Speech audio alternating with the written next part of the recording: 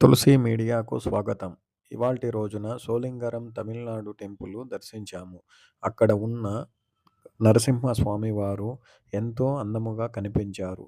మా ఈ వీడియోని చూస్తారని హరే రామ హరే రామ హరే రామ రామ రామ రామ రామ హరే హరే రామ రామ హరే హరే హరే కృష్ణ హరే కృష్ణ హరే కృష్ణ కృష్ణ కృష్ణ హరే హరే